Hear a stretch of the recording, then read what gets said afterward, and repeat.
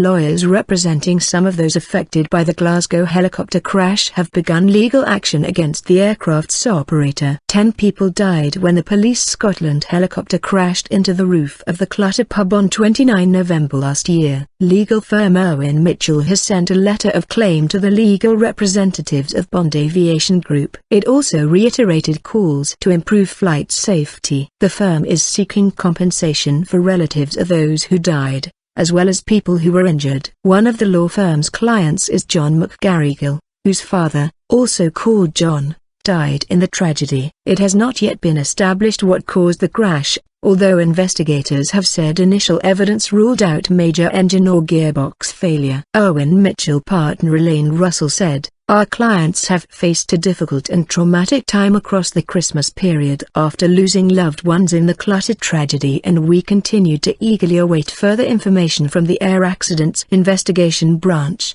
AAIB, regarding the progress of its investigations. However, we have now issued a letter of claim to Bond Aviation Group which, as the owner and operator of the aircraft, is legally liable for the deaths of the police passengers and the ground victims in the pub, as well as those who were injured in the pub, under a legal concept known as strict liability. Black box call." She added, "We are absolutely determined to ensure that those who lost relatives in this crash not only get the financial support they may need following the incident, but also the answers they are desperately seeking in relation to the crash." The legal team has also launched a campaign demanding the installation of black box recording equipment to be standard on all commercial passenger-carrying helicopters. Air accident investigators have already said the helicopter pilot made no mayday call and that no black box data recorder was on board. The helicopter crew of pilot David Trail, PC Tony Collins and PC Kirstina Liz died in the crash,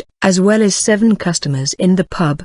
They were John McGarrigle, Mark O'Prey, Gary Arthur, Colin Gibson, Robert Jenkins, Samuel McGee and Joe Cusker. More than 100 people were inside the city centre bar at the time and more than 30 were taken to hospitals across Glasgow after the crash.